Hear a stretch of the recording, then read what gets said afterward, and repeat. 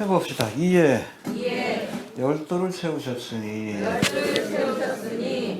오늘 본문은 예수님의 1차 갈릴리 사역이 마쳐지고 마가복음 3장 6절까지입니다. 이제 2차 갈릴리 사역이 시작되는 모습을 기록한 말씀인데, 예수님의 갈릴리 사역이 이스라엘의 종교 지도자들, 바리새인 서기관들의 견제와 핍박에도 날로 확장되는 모습을 우리에게 보여주고 있습니다. 할렐루야. 오히려 핍박을 통해서 더 복음이 확산되는 모습을 보여주고 있는데, 이런 예수님의 2차 갈릴리 사역을 시작하면서 특별히 예수님께서 12제자를 택하여 장차 저들에게 복음 전파의 사역을 위임하기 위한 작업을 시작하십니다. 할렐루야. 아무튼 공생의 초창기부터 제자들을 택하여 저들을 3년 동안 훈련하신 뒤에 예수님이 승천하신 뒤에 저들에게 이제 교회를 세우는 귀한 사역을 맡기시는 것을 우리가 볼 수 있는데, 굉장히 중요합니다. 후계자를 이렇게 세우는 것이 굉장히 중요해요. 자, 이제 본문의 말씀 살펴보기 전에 먼저 지난 시간에 배운 말씀 잠깐 복습해 봅니다. 안식일은 사람을 위하여 있는 것이 아니라 사람이 안식일을 이제 헷갈리네. 예수님 말씀인데 제가 그대로 읽을게요. 안식일은 사람을 위하여 있는 것이요 사람이 안식일을 위하여 있는 것이 아니니 이러므로 인자는 안식일에도 주인이라. 할렐루야. 오락가락해. 안식일을 주신 이유가 뭡니까? 쉬라고, 안식하라고. 할렐루야. 근데 여러분, 바리새인 서기관 같은 그런 유대 종교 지도자들이 그냥 하나님은 말씀 한마디만 주셨어요. 안식해라, 쉬어라. 노동의 고통에서 좀 벗어나서 쉬라고. 십계명에서 그렇게 주신 말씀 그 하나밖에 없는데, 여기에다가 39가지 규례를 만들어 가지고 그거 다 외우는 것도 일이지. 십계명도 겨우 외우는데 39가지 어떻게 외워? 그거 다 지키려면 어떻게 해요? 안식일이 쉬지 못하는 날이 되는 거예요. 알겠습니까? 예. 아무튼 우리가 안식일의 의미를 분명히 알고 깨닫고 그 뜻에 맞게 지켜야 합니다. 또 안식일에 선을 행하는 것과 악을 행하는 것, 생명을 구하는 것과 죽이는 것, 어느 것이 옳으냐라고 질문하셨는데, 뭘 하는 것이 옳습니까? 이 말씀 속에서는 여러분, 우리가 선을 행할 줄 알면서도 하지 않는 것, 또 생명을 살릴 수 있는 상황인데도 안식일이라는 핑계를 대고 하지 않는 것은 결국엔 악을 행하는 것이고 생명을 죽이는 것이다. 그런 의미가 있는 거예요. 알겠습니까? 율법이 정한 안식일이라 할지라도 선을 행하고 생명을 구원하기 위해서 우리가 일하는 것은 어쩔 수 없는 거죠. 그렇죠? 이것은 오히려 율법의 정신인 하나님의 의와 그리고 인과 사랑과 믿음, 신, 이것을 구현하는 보다 더 좋은 방법이고 최선의 방법이다라고 말씀하시는 겁니다. 알겠습니까? 예수님은 안식일에, 그래서 우리가 이 안식일이 주일의 개념으로 바뀌는데, 이 주일은 뭐 딴 게 아니에요. 예수님 중심으로 보내는 날이다. 알겠습니까? 다른 날들은 나를 위해서 시간을 보내지만 이날만큼은 예수님을 중심으로 주님을 예배하고 또 주님이 기뻐하시는 일에 우리가 하루를 사용하면 이것이 하나님이 기뻐하시는 주일 성수다. 그렇게 보시면 됩니다. 이해가 되시죠? 자, 우리 본문 한번 봅시다. 7절 한번 봅니다. 6절하고 7절 같이 봅시다. 시작.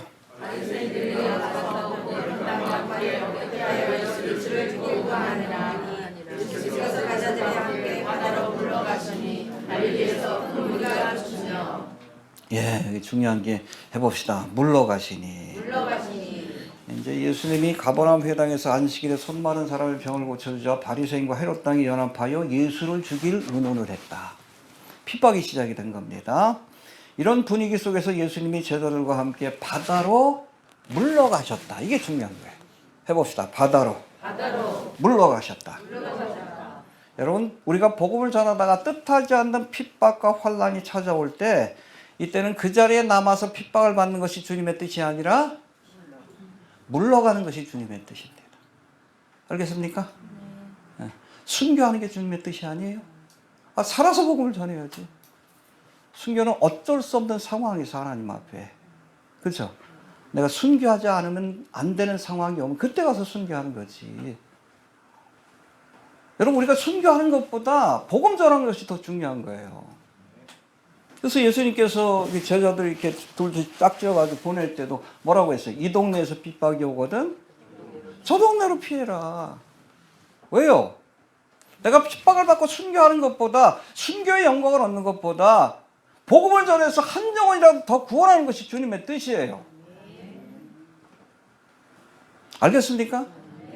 어쩔 수 없는 상황에서 주님의 영광을 위해서 순교해야 될 순간이 있어. 스데반 집사처럼. 그때는 할 수 없지만, 관제와 같이 우리를 드려야 되지만. 그러나 그 전까지는 우리가 이곳저곳에서 핍박이 찾아오면 좀 그것을 피해서, 사도 바울이 그랬잖아. 전도여행 보면 여기서 핍박이 오면 다른 곳에 가서. 이해가 되시죠? 이 동네에서 너희를 핍박하거든 저 동네로 피하라. 내가 진실로 너희에게 이르노니 이스라엘의 모든 동네를 다 다니지 못하여 인자가 오리라. 우리에게 주어진 시간과 또 기회가 한정돼 있어요. 그러니까 안 되는 곳에서 헤매지 말고 핍박이 오면 다른 곳에 가서. 할렐루야. 실제로 초대교회에 그런 일이 있었어. 로마가 핍박을 시작하니까 많은 사람들이 순교의 길을 갔잖아.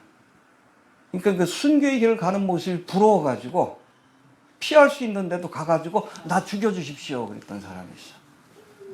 그러고 나서 신학적 논쟁이 벌어졌어요. 이게 순교냐 자살이냐.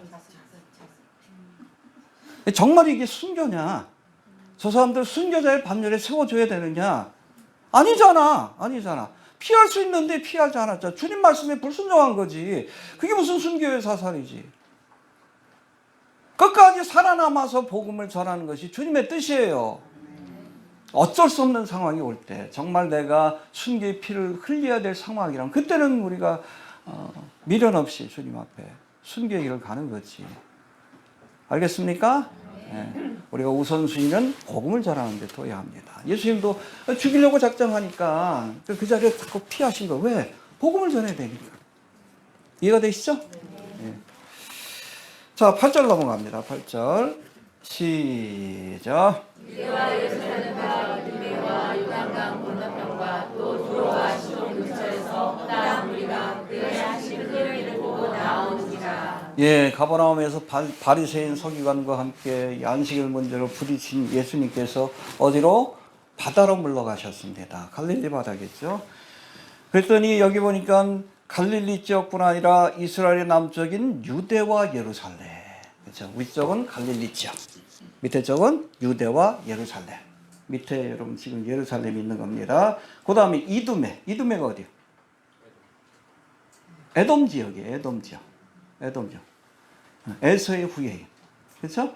헤롯 대왕이, 헤롯 왕가가 이두메 족속입니다. 이두메라고 보시면 돼요. 이곳에서도 온 거예요. 페트라 아시죠? 페트라. 성지순례 갔다 오신 분. 여기가 이두메, 에돔의 수도였던 곳입니다. 그러니까 여러분 유대보다도 밑에 있는 지역. 그쪽에서도 예수님을 보려고 온 거예요. 할렐루야. 그리고 요단강 건너편, 여기는 어디요? 지금의 요르단 지역입니다.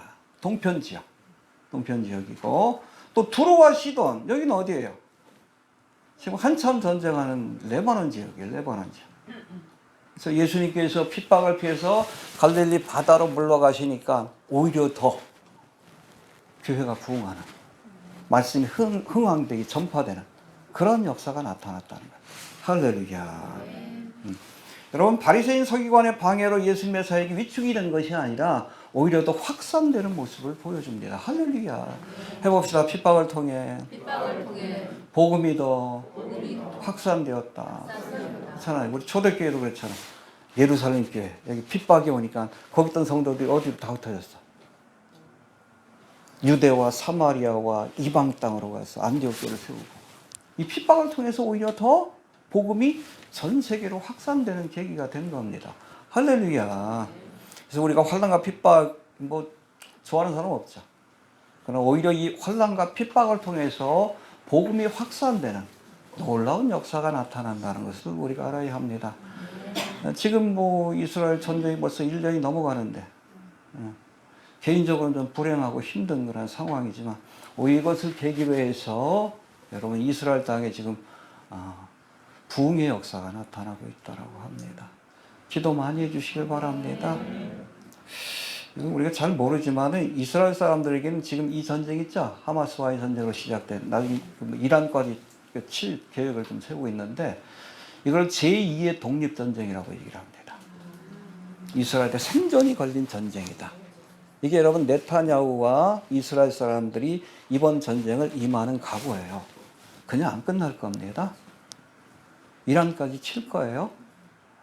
이란 어디까지 칠지 모르지만 어줍지 않게 이번에 치게 되면 11월 달에 한다고 그러죠.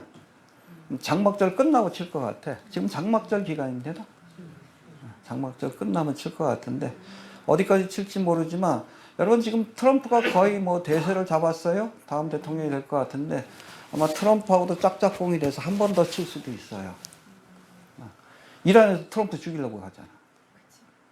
집권 기간에도 이란에 사령관을 미국에서 죽인 적도 있어요. 짝짝꿍이 잘 맞아. 적어도 이란 문제에 있어서. 네타냐후가 한 번 더 치게 되면, 그리고 나서 아마 중동의 평화협상이 이루어질 것 같아요.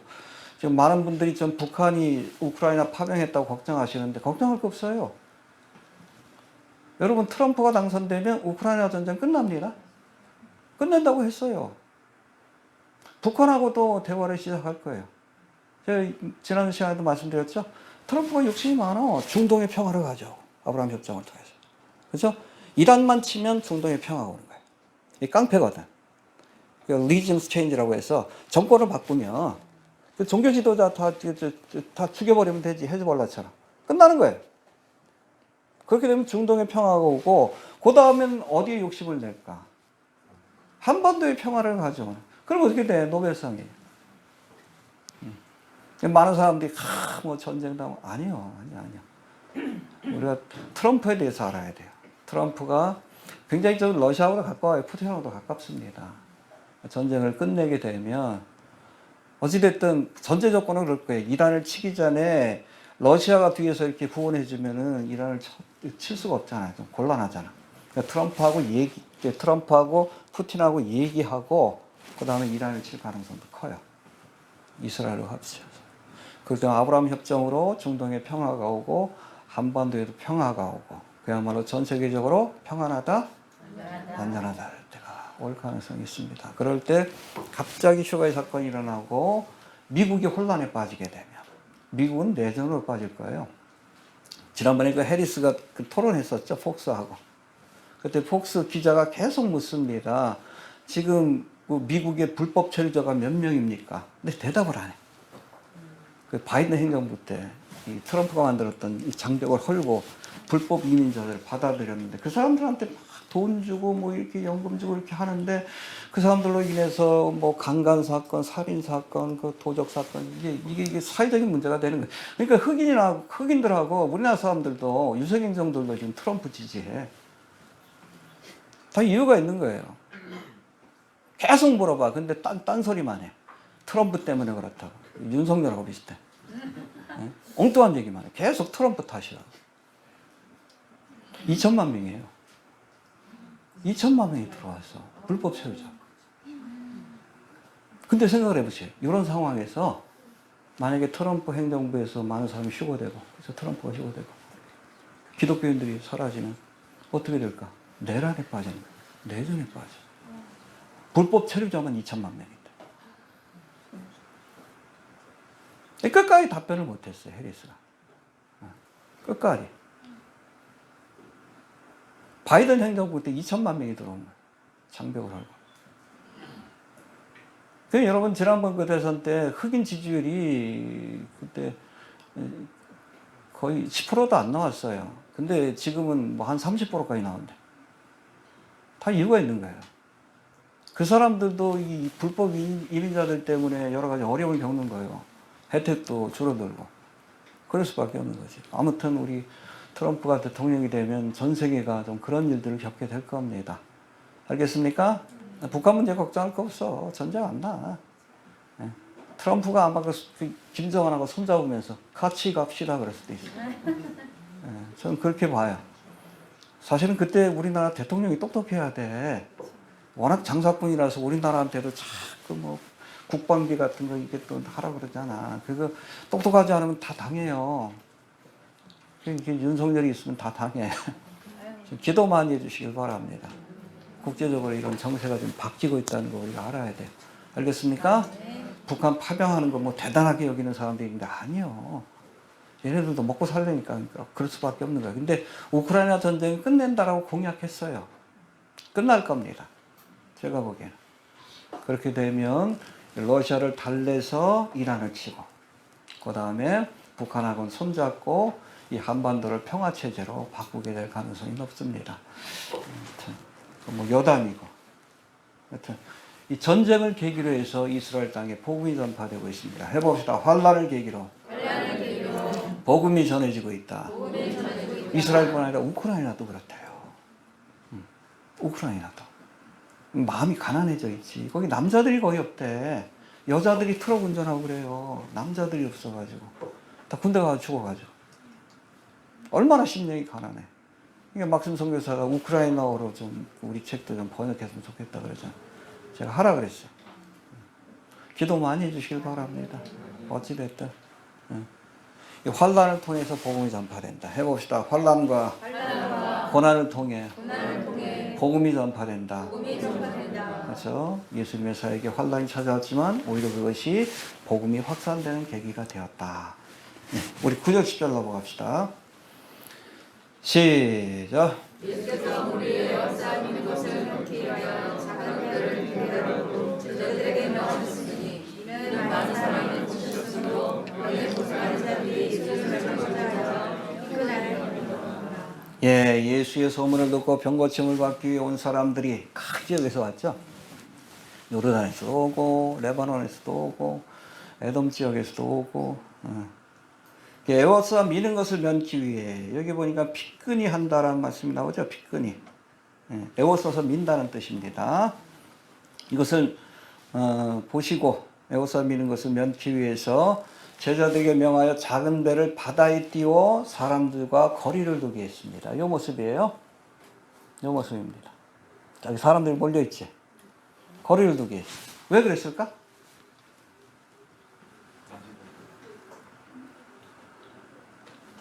강대상이에요.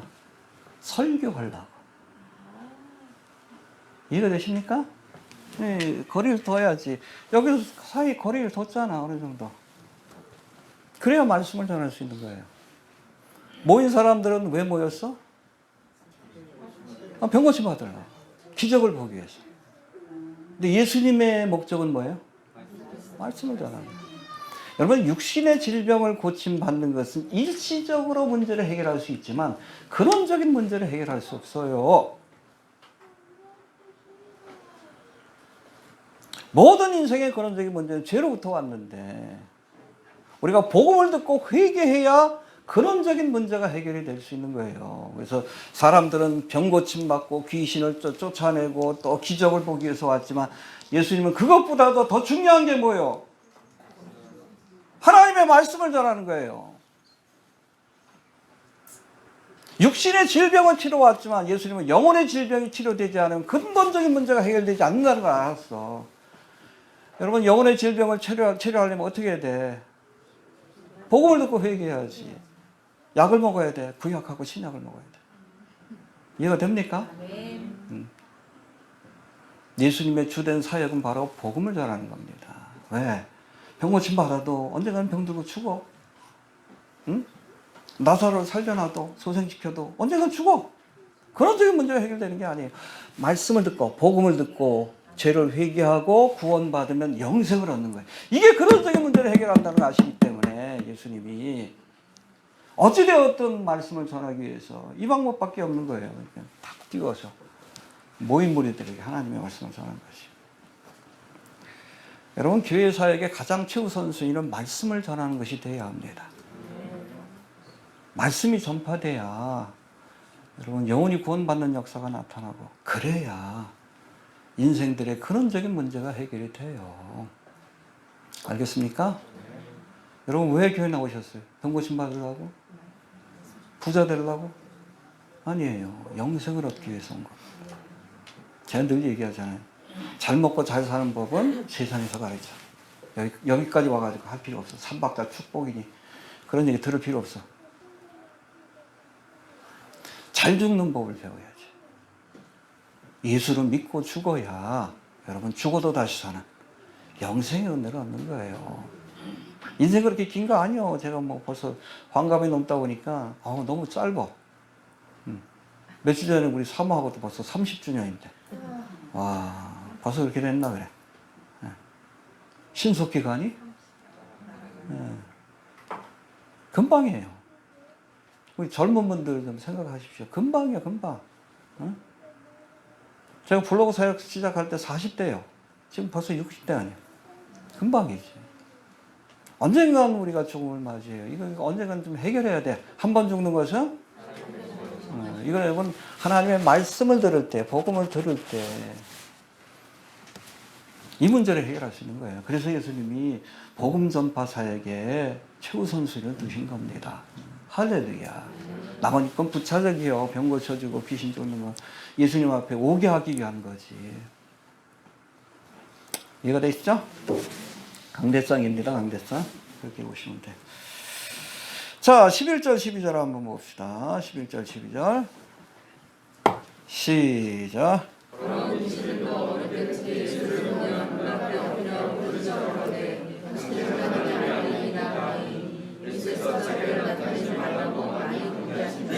예, 여기다 보니까 더러운 귀신들이 예수님을 보자 하나님의 아들이라고 이렇게 소리치는 모습을 볼 수 있는데 어떻게 알았죠?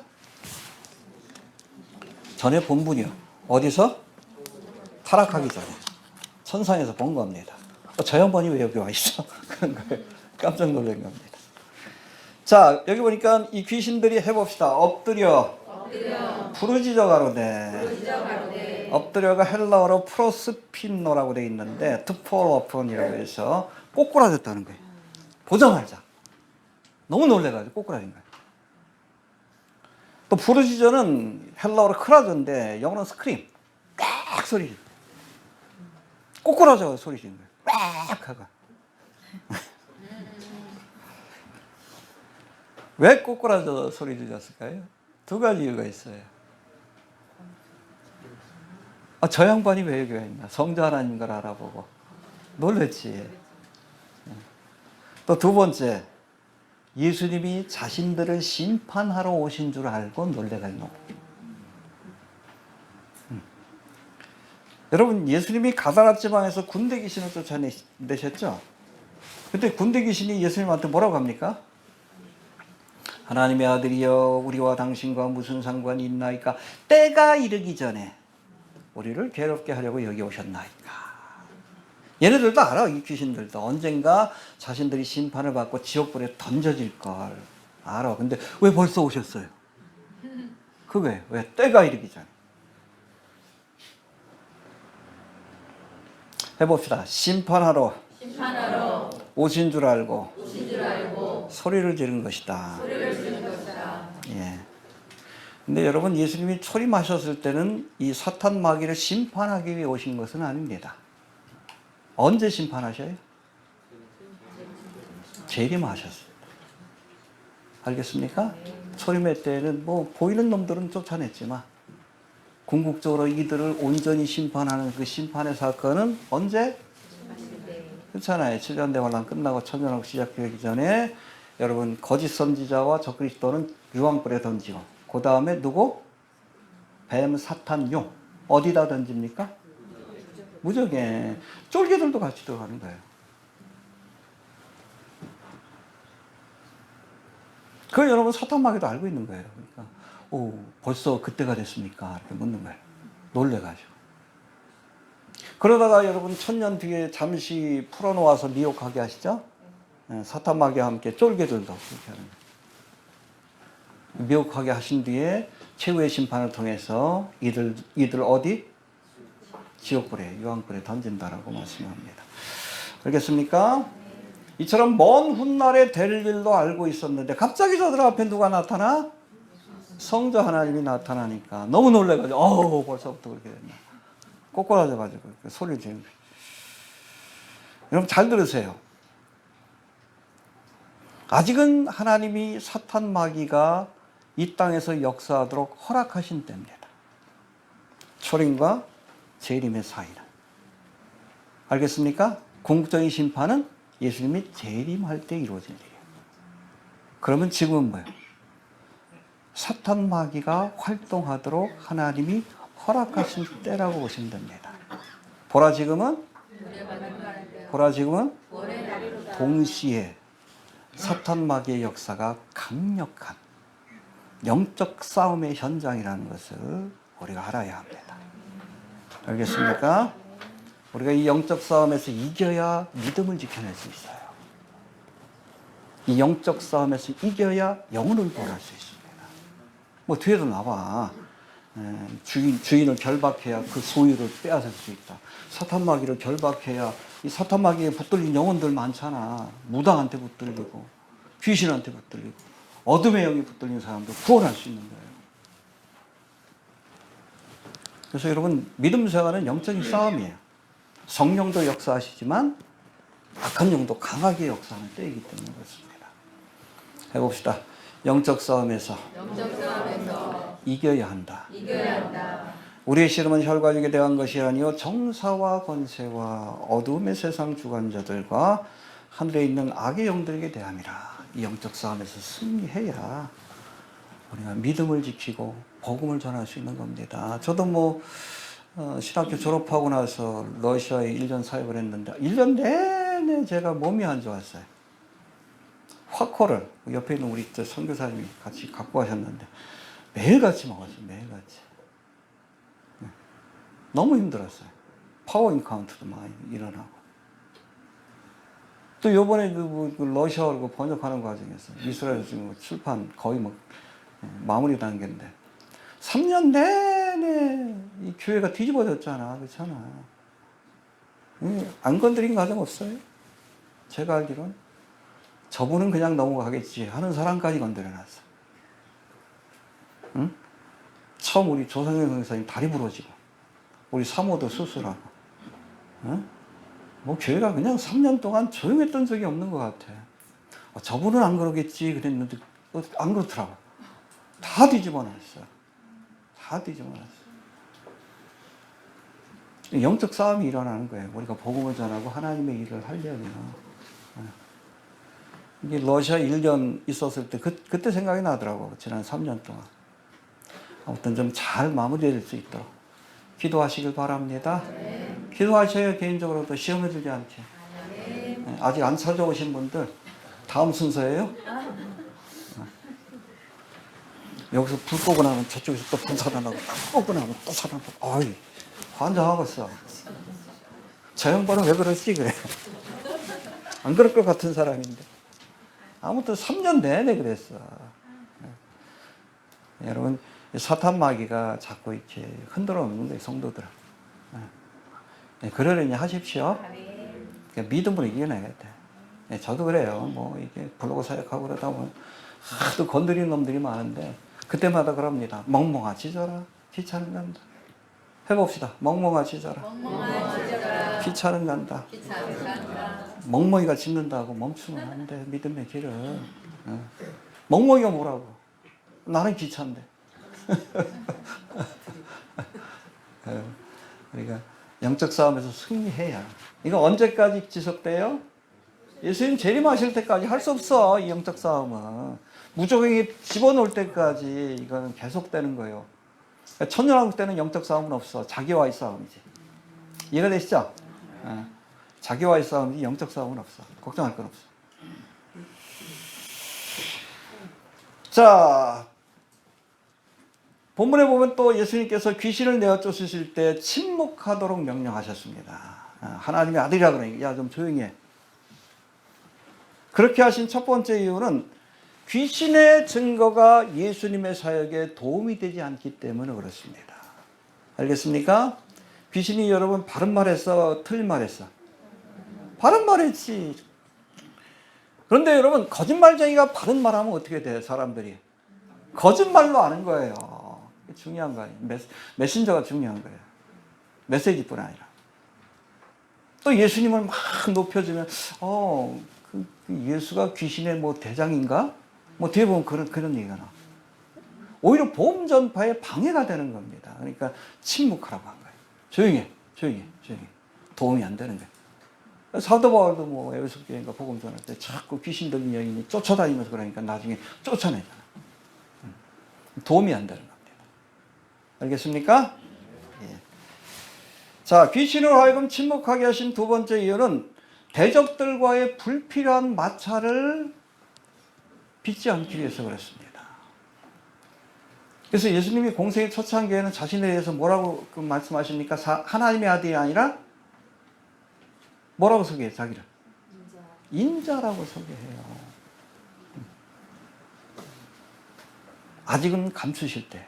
물론 인자란 말 속에 여러분 메시아라는 의미도 포함되어 있지만 아마 처음부터 내가 하나님의 아들이야 그랬으면 공생의 3년 끝나기도 전에 돌아가셨을 거예요. 불필요한 마찰을 피하시기 위해서. 아직 때가 안 됐다고 보시는 겁니다.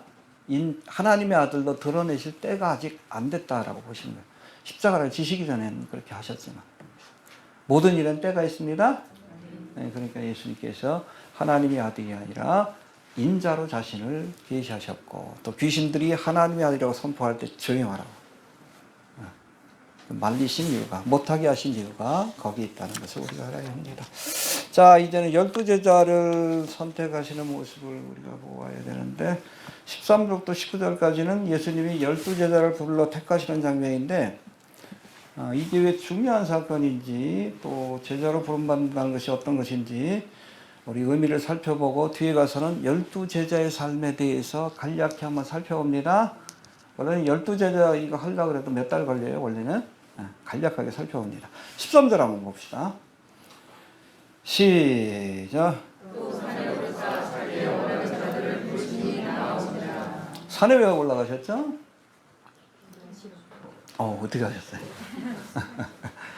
본문의 말씀이 조금 더 자세히 기록된 누가복음 6장 12, 13절에 보니까 예수님이 제자들을 세우기 전에 산에 올라가서 기도하셨다라는 말씀이 나옵니다. 제가 읽어볼게요. 이때 예수께서 기도하시러 산으로 가서 밤이 맞도록 하나님께 기도하시고 밝음에 그 제자들을 부르사 그 중에 12를 택하여 사도라 칭하셨으니 할렐루야. 사도로 택하기 전에 산에 올라가서 얼마 동안? 밤이 맞도록. 그만큼 중요한 문제였다는 거예요. 여러분 예수님이 십자가를 질 때도 아니에요. 밤이 맞도록 기도 안 하셨어. 한 12시까지만 기도한 거예요. 식사 마치시고 올라가서 3번 기도하고 내려오셔서 붙들려가지고 가야바의 법정에서 이렇게 붙들려가지고 재판 받으셨잖아. 그때 새벽에 베드로가 쫓아왔다가 예수님은 3번이나 부인하지 꼭 기도할 때까지. 밤이 맞도록 기도한 게 아니에요? 밤이 맞도록 기도한 건 요 사건밖에 없어요. 그만큼 제자들을 선택하고 세우는 것이 중요했다는 거예요. 주님의 사역에 있어서 가장 중요한 사역이 바로 이것이었다고 보는 겁니다. 심지어 십자가를 질 때도 밤이 맞도록 기도 안 하셨는데 이때는 밤이 맞도록 기도했어요. 그래서 우리 인생에 있어서 중요한 순간을 만날 때가 있어요. 그럴 때는 기도하십시오. 앞이 캄캄할 때 충분히 기도하셔요. 확신이 올 때까지. 밤이 맞도록. 야복강가에서 이 야곱이 밤이 맞도록 씨름하며 기도하잖아요. 그럴 때 하나님께서 야곱의 이름을 이스라엘로 바꿔주시잖아요. 인생의 중요한 순간들을 만날 때가 있어요.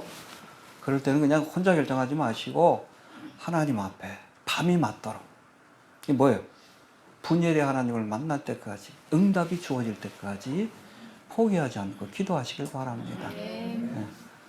가끔 그런 문제가 있을 때 있죠? 그때 저한테 물어보지 마시고 좀 밤이 맞도록 기도하시고 확신을 갖고 하시길 바랍니다. 알겠습니까? 자, 14절 15절 봅시다. 시작. 이에 12를 세우셨으니 이는 자기와 함께 일하시고 또 보내사 기도하며 왜 12명을 세우셨을까?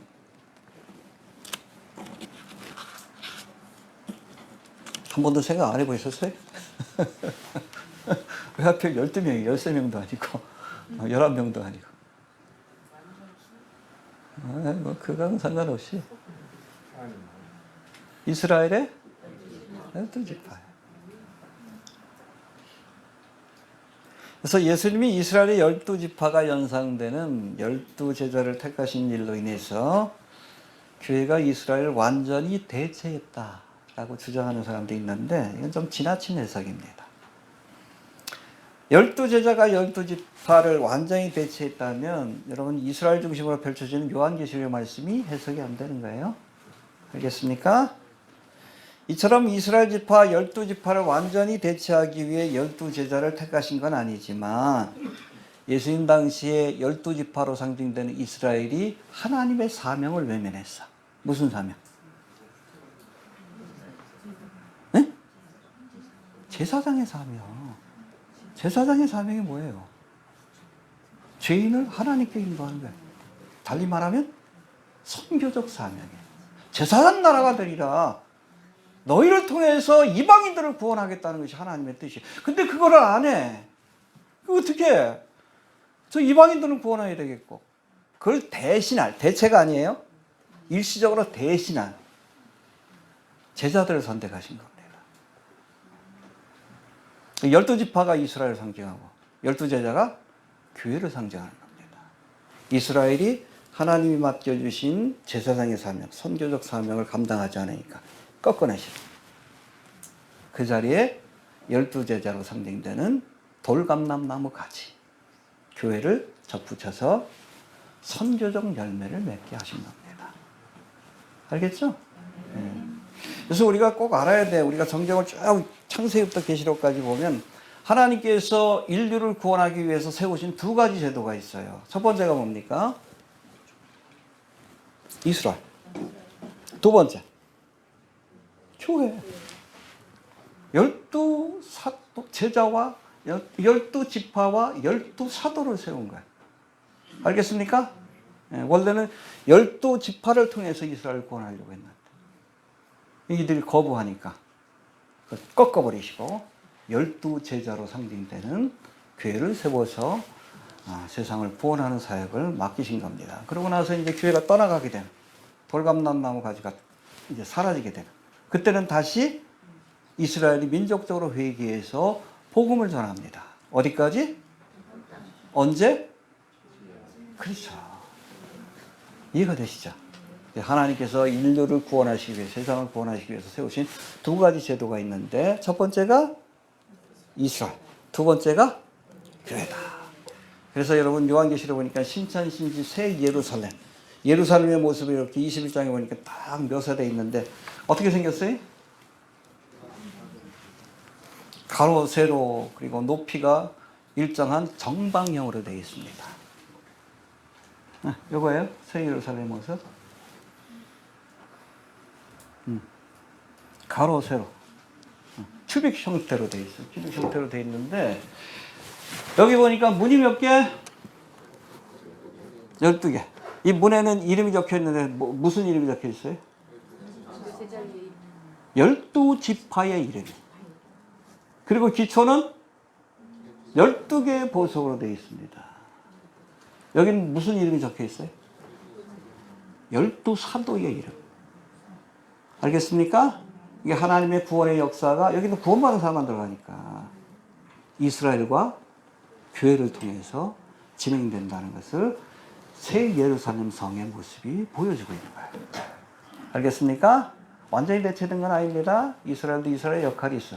근데 그 역할을 못 하시니까 하나님께서 그것을 대신하기 위해서 12제자를 택하시고 또 예수님 부활 승천하신 후에는 이 12제자가 중심이 된 교회를 통해서 지금까지 제사장 나라의 사명, 선교적 사명을 감당하도록 위임하셨다. 할렐루야. 알겠습니까? 근데 여러분, 교회가 땅끝까지 복음을 전하는 건 아니에요. 하다가 가는 겁니다. 얼마 안 남은 것 같잖아요. 그렇죠? 우리 중동의 상황. 하다가 가는 거예요. 그 다음엔 누가 해? 그렇죠. 회개한 14만 4천 명을 중심으로 12지파가 거기 나오잖아. 이해가 되시죠?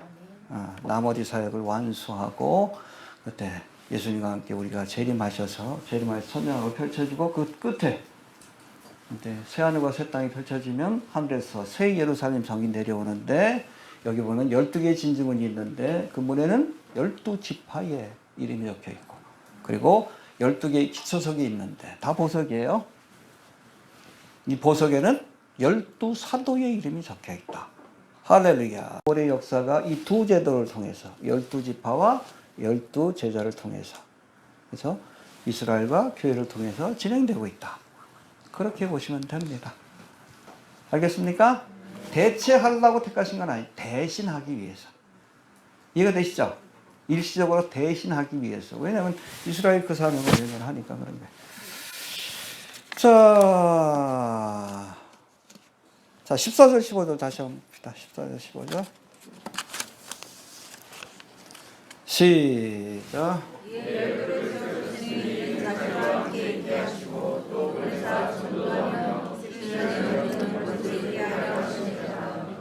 네, 여기 보면 12제자를 세우신 목적이 무엇인지를 알 수 있는 말씀이 나오는데, 먼저 14절을 보니까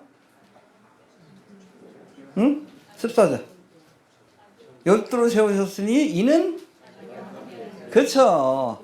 자기와 함께 하기 위해서 함께 하면서 뭐 하셨을 것 같아요? 말씀을 가르치고 삶의 교훈을 보였겠죠. 제자 훈련을 한 거예요. 제자 훈련.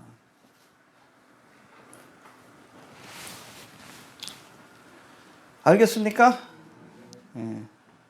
여러분, 우리를 제자로 세우신 첫 번째 이유가 바로 예수님과 함께 하면서 말씀을 배워야 하는 겁니다. 알겠습니까? 여러분, 제자라는 단어가 마데테스라고 되어 있는데 해봅시다. 마데테스. 배우는 자라는 뜻이에요. 근데 여러분, 안디옥 교회에서 예수 믿는 사람들을 처음으로 그리스도인이라고 칭하게 됩니다. 근데 그 전에 공식 명칭은 뭐예요? 제자입니다. 제자. 그리스도인은 제자여야 돼. 주님의 말씀을 공부하고 삶을 본받는 사람이 그리스도인이에요. 이게 가장 중요한 일이에요. 교회 와서 봉사하는 게 중요한 게 아니에요. 와서 하나님의 말씀을 배우는 것이 중요한 거예요. 배워야 가르치지. 성경도 모르니까 나가가지고 복음 전하라고 막 엉뚱한 얘기나 하고 복받으라는 소리나 하고. 성경에 복받으라는 얘기 나와? 교회 나오면 만사형통한. 그런 게 어디 나와? 교회 나오면 예수 믿으면 십자가 진다 그랬는데. 먼저 성경을 배워야죠. 종말에 대해서도 아무것도 몰라. 세상 돌아가는 것도 몰라. 왜? 성경을 모르니까. 마데테스 배워야지. 기본이에요. 예수님이 왜 마르다보다 마리아를 좋아했는지 알아야 돼. 봉사하는 것보다 나름대로 주님을 위해서 일하겠다고 봉사하는 것보다 그 앞에 엎드려서 앉아가지고 말씀을 듣는 것 주님이 기뻐하시는 거예요. 좋은 것을 택하였다. 배워야 가르치지. 배워야.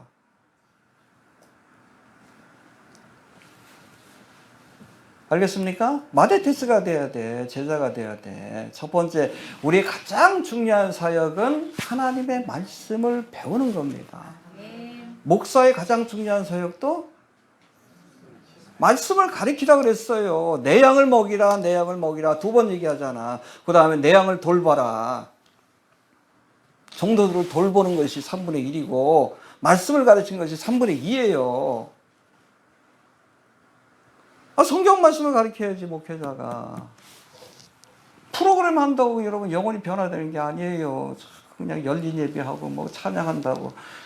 감동적이지 막 눈물 흘리는데 그게 말씀에 감동돼가지고 눈물 흘리는 게 아니니까 문제가 되는 거지. 어디 공연 가서도 우리가 감동하잖아. 그 감동하고 그거 다른 거예요. 진리를 깨닫고 느끼는 감동이 진실한 감동이지. 성령이 감동하시는 거예요. 자꾸 콘서트 하려고 그러잖아, 교회에서. 그냥 자극적인 음악으로. 뭐요? 진리를 깨닫고 여러분 감동이 와야지. 그게 성령이 감동하시죠. 진리를 깨닫는 순간. 우리 제자가 되어야 합니다. 함께 있게 하시기 위해서 부르신 거예요. 우리 그걸 알아야 돼. 주님하고 함께 하면서 매일같이 물어보잖아. 저도 뭐 예배 끝나고 나서 상담하고 그러는데. 성경 말씀, 진리에 대해서 깨닫고. 알아야 가르치지. 아무것도 모르는데 뭘 가르쳐. 첫 번째, 제자를 부르신 목적은 함께 있게 하시려. 말씀을 가르치시기 위해. 말씀뿐 아니라 삶을 가르쳐 주시기 위해서. 제자입니까? 제자가 되어야 합니다. 그리스도인은 제자가 돼야 돼. 알겠습니까? 또 두 번째 해봅시다. 또 보내사 전도도 하며 귀신을 내어 쫓는 권세도 있게 하려 하심이라. 예, 첫 번째는 함께 있게 하기 위해서 가르치기 위한 겁니다. 제자. 그 다음에 보내기 위해서. 그래서 주님의 말씀을 배웠으면 어떻게 돼? 나가서 가르쳐야지. 그래서 우리가 보내심을 받은 자라는 것이 그 헬라어로 뭐라고 되어 있다고요? 아포스톨로스. 이게 어포슬, 사도예요, 사도. 사도가 바로 보내심을 받은 자라는 뜻입니다. 해봅시다. 보내심을 받은 자다. 12 제자 혹은 12 사도 그러죠. 잘 들으세요. 예수님 앞에 나오면 제자여야 합니다. 세상에 나가면 사도, 보내심을 받는. 여러분, 교회 와서는 말씀을 배우려고 했어야 돼요. 자꾸 그냥 뭐 하려고 하지 마시고, 그건 조금만 하시고. 우리가 본격적인 사역은 나가서, 세상에 나가서 하나님의 복음을 모르는 사람들에게 내가 이거 보고 들은 말씀들을 가르치고 전해야 합니다. 알겠습니까? 예, 그래서 우리가 주님 앞에 나올 때는 제자가 되어야 하고, 세상에 나가서는 사도가 되어야 합니다. 사도가 되어서 첫 번째 할 일이 뭡니까? 전도도 하며 복음을 전해야지. 회개하라. 예, 말씀을 좀 전하세요. 지금 마지막 때인 것도 모르는 사람이 너무나 많아. 하나님의 말씀, 종말의 복음도 모르는 사람이 너무나 많아. 전해줘야지. 아, 한국교회도 답답하잖아. 너무 몰라. 우리 10월 27일 날 뭐 집회한다고 우리 교단에서도 좀 저거 오르고 그러는데, 이게 마지막 때의 징조라는 걸 몰라. 너무 답답해. 열심히 좀 전할 수 있게 되기를 바랍니다. 그 다음에 두 번째, 귀신을 내어 쫓는 권세도 여러분, 어둠의 영을 물리치라고 우리를 파송하시는 거예요. 알겠습니까? 나가서 영적 싸움을 해야 돼. 정사와 권세와 이 어둠의 세상 주관자들과. 알겠습니까? 네. 파워 인카운터가 일어납니다. 우리가 복음을 전하기 위해서. 제가 블로그 하다 보니까 왜 목사가 일루미나티에 대해서 얘기하냐고. 그래, 왜 여기다가 일루미나티에 관한 글을 올리냐. 아, 당연히 해야 돼. 어둠의 영이니까. 영적 싸움의 첫 번째 여러분 단계가 뭐예요? 전쟁할 때. 적을 알아야 돼. 요번에 봐, 그 이스라엘, 헤즈볼라 어디서 뭐하니 다 알잖아, 손바닥처럼. 정보전에서 승리해야지. 적을 알아야지. 일루미나티에 대해서 알아야지. 적그리스도의 세력인데. 프리메이슨. 세계 정부주의자들에 대해서. 그걸 알아야 우리가 싸울 거다 아니에요. 우리가 싸울 대상이 뭔지도 모르는데 어떡할 거예요. 그러니까 믿음 좋다 그러면서 이러고 다니고 있고, 이러고 다니고 있고 그러지. 그 뭔지도 모르고. 알아야 싸울 거다 아니야. 당연히 해야 될 일이에요. 당연히. 우리나라에서 뭐 이상한 애들이 자꾸 일루미나티 프리메이슨에 관한 글 쓰고 좀 그러는데, 미국에서는 안 그래. 신학 박사, 목회자들, 메시아닉들. 하나님의 말씀을 하는 사람들이 이거 알리기 위해서 했습니다. 왜? 저들이 세우려고 하는 나라가 적그리스도의 나라라는 걸 알기 때문에 그래요. 어떻게 알아? 성경에 보니까 나와 있잖아. 너무나 정확합니다. 알아야죠. 영적 싸움을 싸워야 하는 겁니다. 알겠습니까? 폭로해야지. 그 대상이 어떤 건지 알아야, 왜 흑백 요리사가 인기를 끌었는지 우리가 알아야지. 왜 거기서 이기려고 나오는지 알아야지. 네.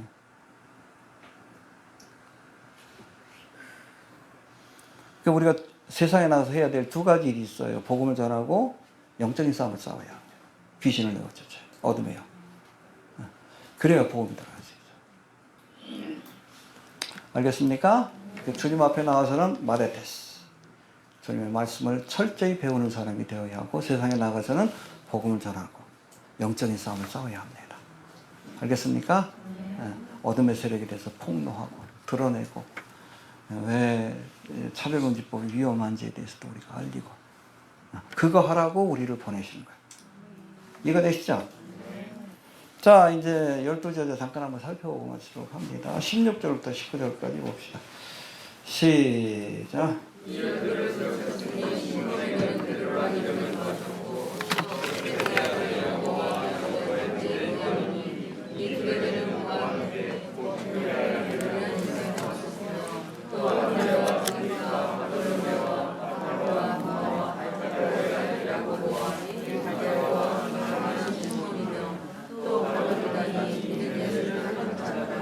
예, 12제자의 몇 명이 쫙 나오는데 먼저 우리 16절 다시 한번 봅시다. 시작.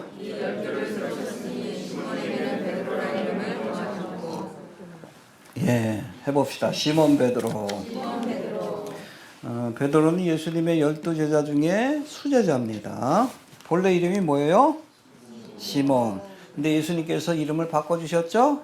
페트라, 베드로라고. 무슨 뜻입니까? 반석이란 뜻이에요. 내가 이 반석 위에 교회를 세우리라. 그래서 이것 때문에 그 카톨릭이 자꾸 뭐 그 베드로의 교환권 뭐 이렇게 얘기하는데 그건 아니에요. 지나친 해석이고, 그때 예수님이 주셨던 말씀의 배경을 알아야 돼. 그 베드로가 예수님 앞에 내가 누구라고 사람들이 하느냐 그랬더니 뭐 선지자 중에 하나라고 하니다. 너희는 나를 누가 하느냐 그랬대. 베드로가 뭐라고 했어요? 주는 그리스도시요 살아계신 하나님의 아들이니이다. 이 신앙의 반석 위에 교회를 세운다는 거예요. 이해가 됩니까? 베드로아, 내가 이 반석 위에. 그러면서 베드로라는 이름을 주신 거예요. 주는 그리스도시요 살아계신 하나님의 아들입니다. 이 신앙의 반석 위에. 아무튼 그가 드린 그 신앙의 고백 위에 교회를 세우겠다는 주님의 의지를 표현한 것인데, 사실 이 베드로는 반석이라는 이름과는 달리 여러 번 흔들리는 모습을 보이잖아요. 굉장히. 예?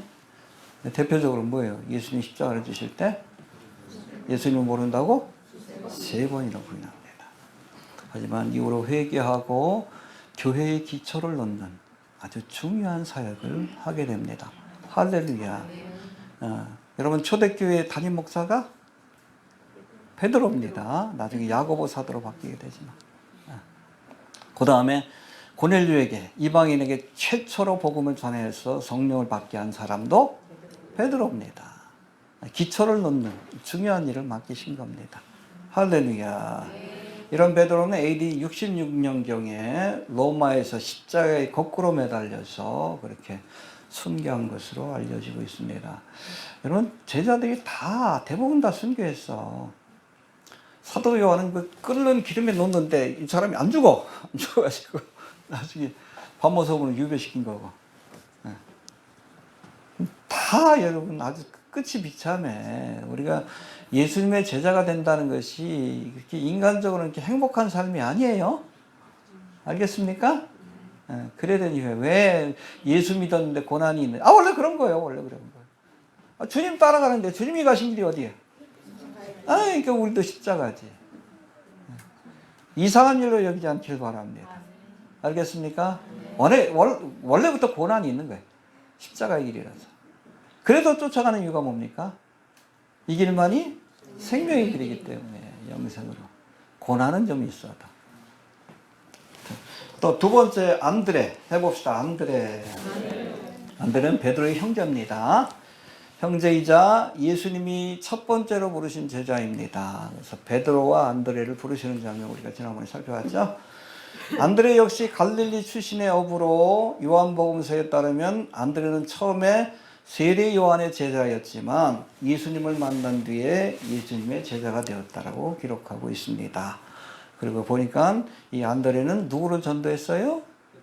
형인 베드로를 예수님께로 인도한 인물이기도 한데, 아무튼 예수님이 부활 승천하신 이후에는 그리스 지역에서 복음을 전하다가 형인 베드로처럼 십자가에 거꾸로 매달려서 순교의 길을 간 것으로 그렇게 전승에 알려져 있습니다. 그 다음에 17절 봅시다. 17절 시작.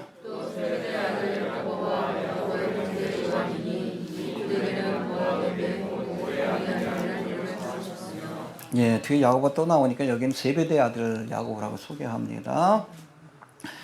세베대의 아들 야고보. 이 야고보는 예수님의 12제자 중에 하나이며 큰 야고보라고도 불리우고 또 세베대의 아들 야고보라고 불리우기도 합니다.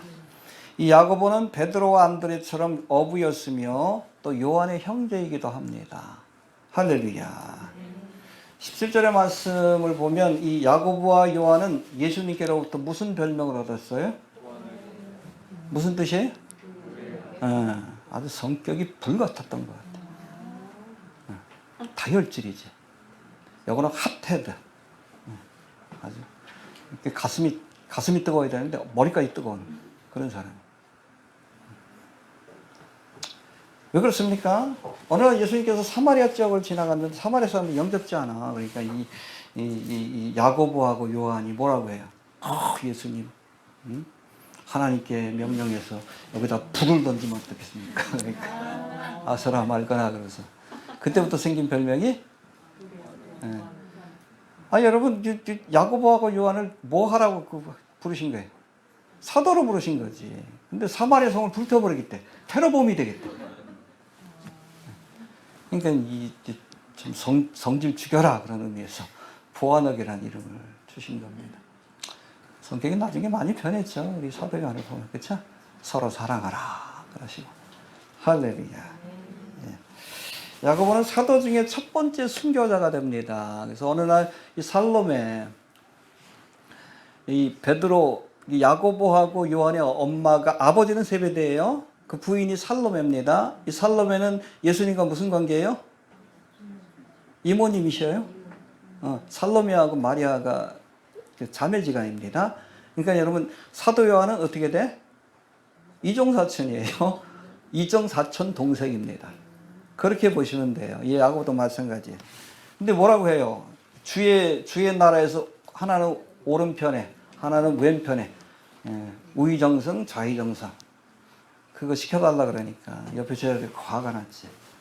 그랬더니 내가 마시는 잔을 마실 수 있겠느냐 그랬더니 그러겠다 그랬어. 여러분 그거 무서운 거예요. 예수님 마시는 잔이 뭐예요? 그래서 최초의 순교자가 된 거예요. 그래서 여러분 사도 요한이 마지막까지 죽지 못한 거예요. 차라리 빨리 죽는 게 낫지. 말 조심하셔요. 함부로 서원하지 마십시오. 그래 내 잔을 마시려니와 그 자리는 누구에게 줄지 하나님만이 아신다 그러셨어요. 말 조심하십시오. 그래서 최초의 순교자가 된 겁니다. 이 세베대의 아들 큰 야고보가. 사도행전 12장에 보면 야고보 사도가 헤롯 아그리파 왕에 의해서 칼로 죽임을 당하는 사건이 기록되어 있습니다. 그러고 나서 백성들이 좋아하니까 또 누구를 잡아가다? 베드로를. 근데 하나님 기적적으로 살려주셨죠. 여러분 데려가시는 데도 이유가 있고 살려두시는 데도 이유가 있는 겁니다. 알겠습니까? 예. 아무튼 이 야고보는 성경에 순교의 사실이 기록된 유일한 사도다. 나머지는 다 전승으로만 남아있다. 그렇게 보시면 됩니다. 그 다음에 17절 다시 봅시다. 시작.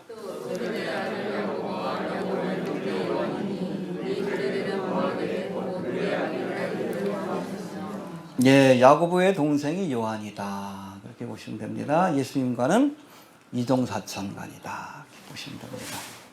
이 요한은 특별히 예수님의 사랑받는 제자로 알려지고 있습니다. 6월절 만찬을 나누실 때도 그 품에 안겨가지고 어떤 놈이 배신해요? 이렇게 물어봤던 게 요한이에요.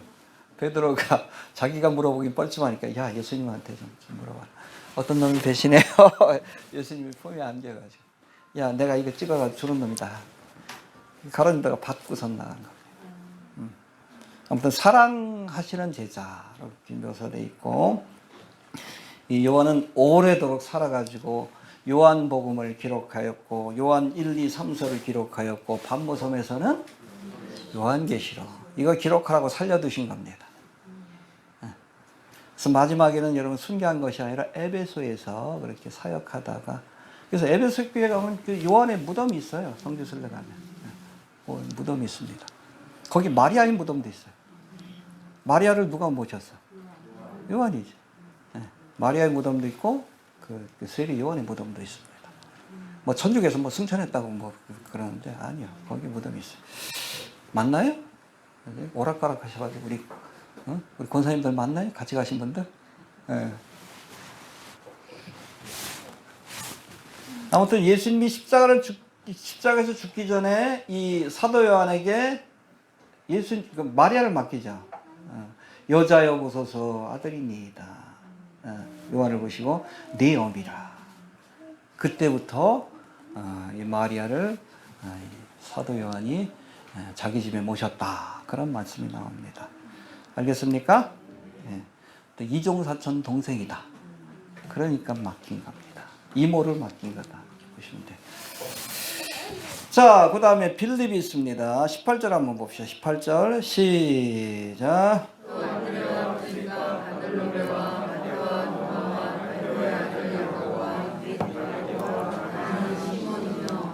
예, 안드레는 우리가 살펴봤는데 여기 안드레가 나오는 건 앞에 나온 사람 있죠? 베드로 해봅시다. 베드로, 야고보, 요한. 이 사람들은 여러분 12제자 가운데서도 이너서클이에요. 예수님이 중요한 그 자리엔 이 세 사람을 데려갔어요. 베드로, 야고보, 요한. 변화산상이라든지 기도하러 가실 때.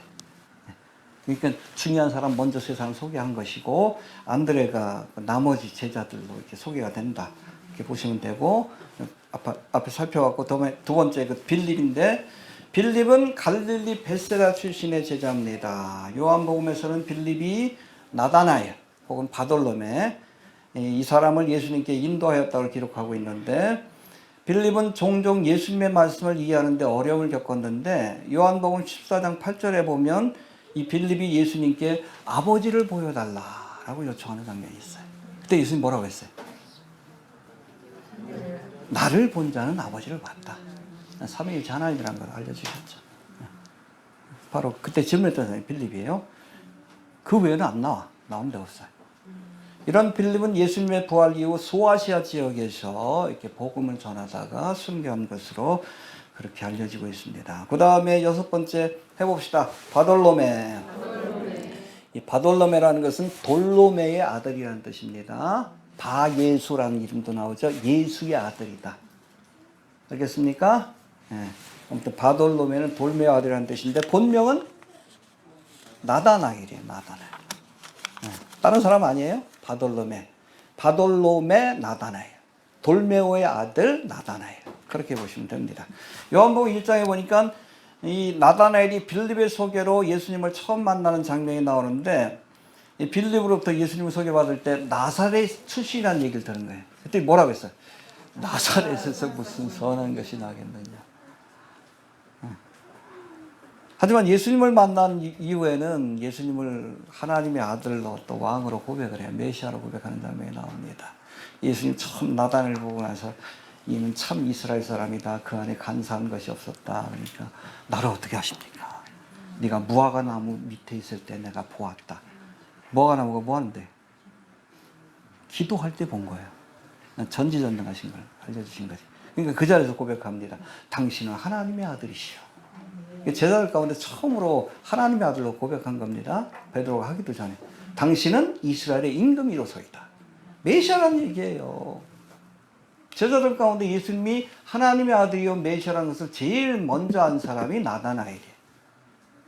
이렇게 보시면 됩니다. 이런 나다나엘은 훗날 아르메니아와 터키 바로 위쪽에 있습니다. 인도에까지 복음을 전하다가 이렇게 순교의 길을 갔다라고 전승에 기록되어 있습니다. 그 다음에 일곱 번째 마태 해봅시다. 마태. 본명은 레위.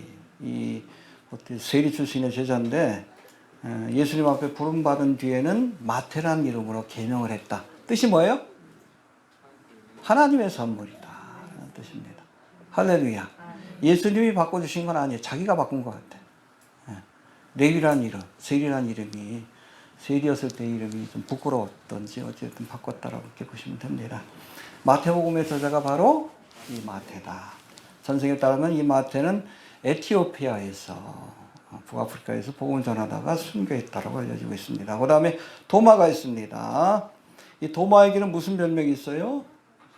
의심 많은 도마. 해봅시다. 의심 많은 도마. 요한복음 1장에 보면 예수님이 제자들에게 부활하신 모습을 보일 때 그때 누가 없었어? 도마가 왜 딴 데 가서 엉뚱한 짓 하다가 저거 한 거지. 예수님 봤다 그러니까 뭐라고 해요? 내가 그 손에 못자국을 보며 내 손가락으로 그 옆구리 창자국을 넣어보기 전에는 믿지 않겠다. 그때 예수님이 짠 나타나. 해봐. 그러니까 뭐라고 해요? 그 자리에서 무릎 꿇고 나의 주 나의 하나님. 여러분 도마의 고백이 위대한 겁니다. 예수님은 하나님으로 고백해요. 나의 주 나의 하나님이시여 고백해요. 여러분 이 도마 같은 경우에 끝없이 의심하는 지성적인 그리스도인을 상징해요. 우리도 그래야 돼요. 확신이 들 때까지는 계속 우리가 질문하고 이 도마처럼 물어봐야 합니다. 그러나 확신을 가졌을 때는 무릎 꿇고 고백할 수 있어야 돼요. 나의 주, 나의 하나님. 지성적인 그리스도인의 대표적인 모습이에요. 알겠습니까? 항상 우리가 질문해야 돼요. 왜 이 세상이 이렇게 돌아가는가? 마지막 때는 어떤 일이 있는가? 왜 하나님이 이스라엘을 다시금 역사 속에 등장시켰는가? 자꾸 질문해야지. 그래야 답이 나오지. 도마처럼.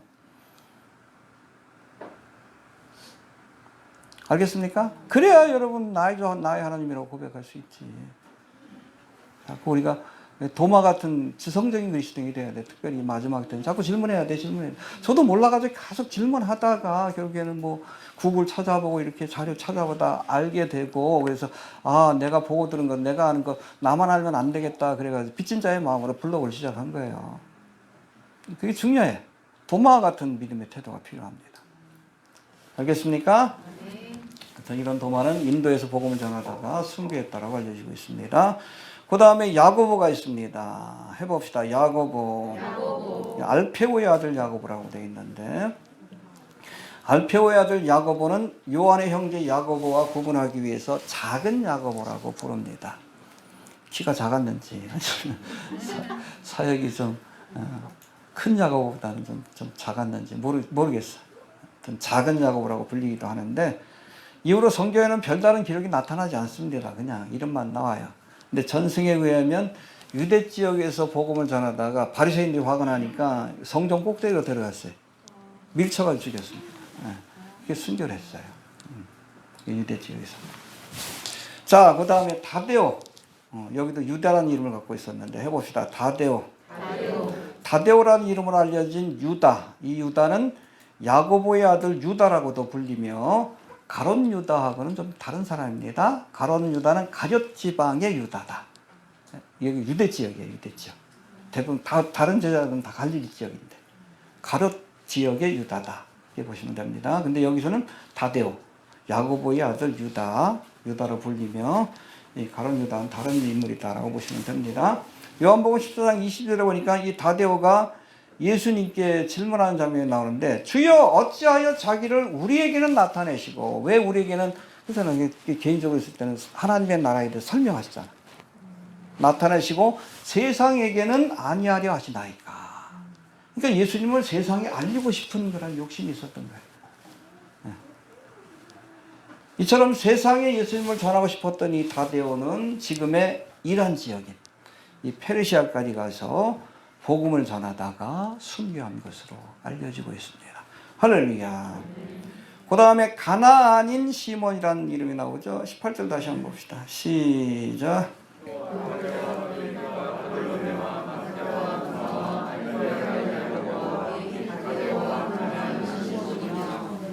예, 가나안인 시몬이 무슨 뜻인가? 이 가나안이라는 것이 가나니인이라고도 이렇게 번역되기도 해요. 이건 아람어입니다. 아람어인데 열심당원이라는 뜻입니다.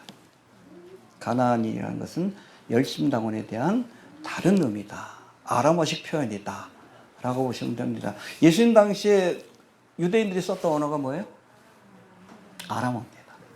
아람어예요. 히브리어는 종교 지도자들만 배웠어요. 일반 대중은 아람어를 썼습니다. 예수님이 복음을 전하실 때도 뭘 썼을까? 아람어. 그게 그 당시에 뭐 고대 근동 지역의 보편적인 언어다. 어디서 비롯된 겁니까? 페르시아 때, 고레스 왕 때.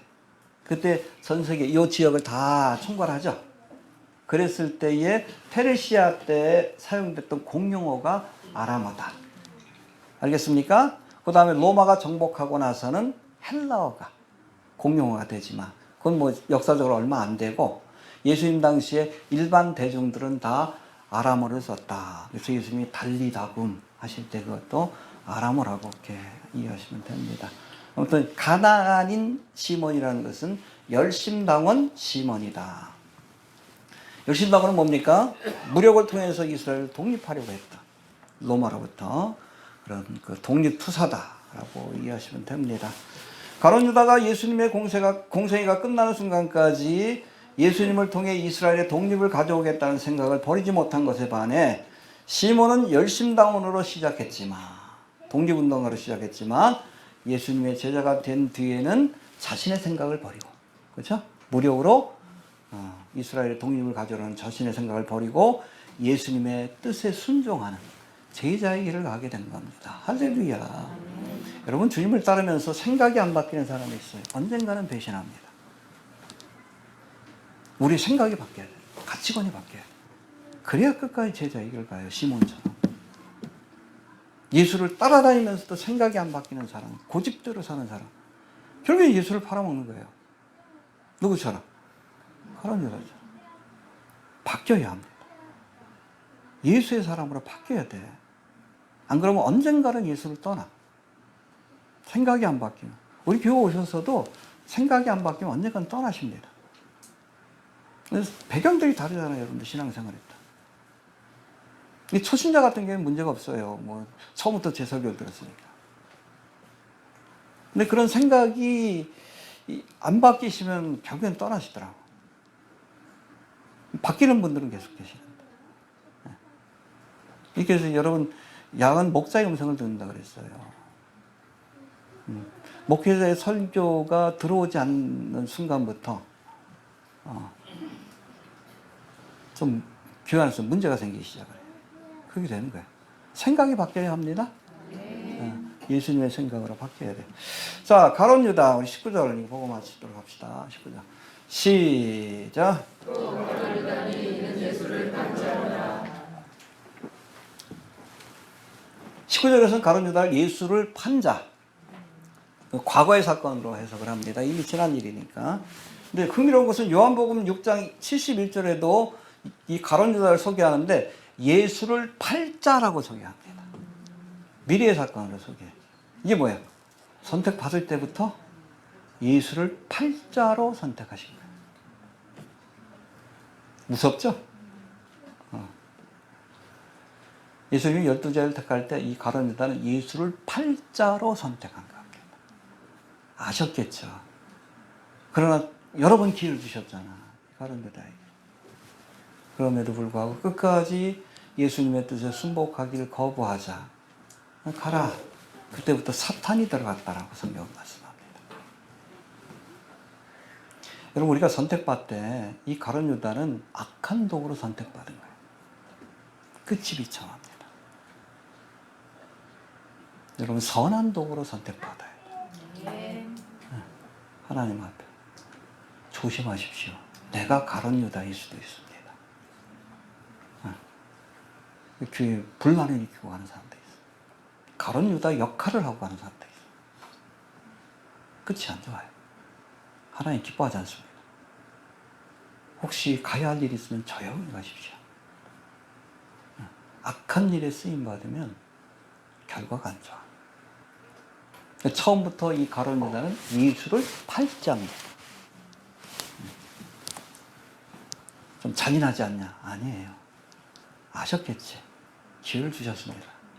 선택은 본인이 한 거예요. 이해됩니까? 우리가 선한 도구로 택함받고 쓰임받다가 주님 앞에 설 수 있게 되길 바랍니다. 때론 여러분, 악한 자가 필요해. 예수를 팔 자가 필요하잖아요. 그렇잖아요. 그래 십자가 사건이 이거지. 영국도 보면 악인들도 이렇게 등장하잖아요. 근데 거기 쓰임 받으면 결과가 안 좋은 거예요. 마지막이 안 좋아. 아무튼 선한 도구로 쓰임 받을 수 있게 되길 바랍니다. 자, 정리합니다. 이스라엘의 종교 지도자들이 예수님을 죽일 의논을 했지만 오히려 예수님의 사역은 갈릴리와 유대와 예루살렘과 이두메와 요단강 건너편과 두로와 시돈까지 확장되어 갔다. 오히려 핍박을 통해 예수님의 사역이 확장되었다. 할렐루야. 예수님이 갈릴리에서의 2차 사역을 시작하기 전에 12제자를 택하여 제자를 삼으셨는데 이들을 택하신 이유가 뭡니까? 먼저 자기와 함께 있게 하시려고. 우리는 제자가 되어야 합니다. 주님과 함께하는 시간을 많이 가지셔요.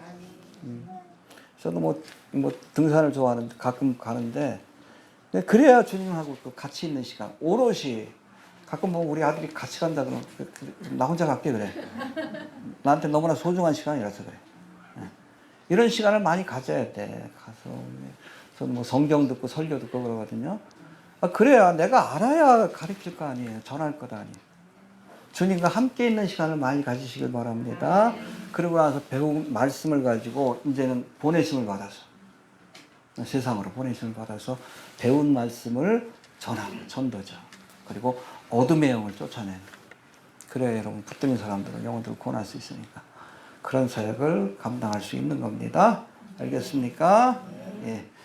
12제자로 선택받은 이들 대부분이 마지막까지 복음을 전하다 숨기기를 갔지만 가룟 유다는 예수님을 은삼십에 파는 악한 도구로 쓰임받았다가 비참한 최후를 맞이했다라고 말씀합니다. 우리가 택함을 받을 때 악한 도구가 아니라 선한 도구로 택함을 받고 쓰임을 받아야 합니다. 악인도 필요해. 그러나 내가 악인일 필요는 없는 거예요. 이해됩니까? 하나님의 사역을 감당하는데 하나님의 역사가 이루어지는데 악인들도 필요하지만 내가 악인일 필요는 없는 거예요. 좋은 도구로 쓰임받을 수 있게 되길 바랍니다. 주신 말씀 붙들고 기도합니다. 다 같이 우리 동성으로 기도합니다. 하나님 은혜를 감사합니다. 오늘도 귀한 말씀을 통해 혼란과 핍박을 통해 더 하나님의 말씀이 흥황히 이렇게 전파되는 그런 모습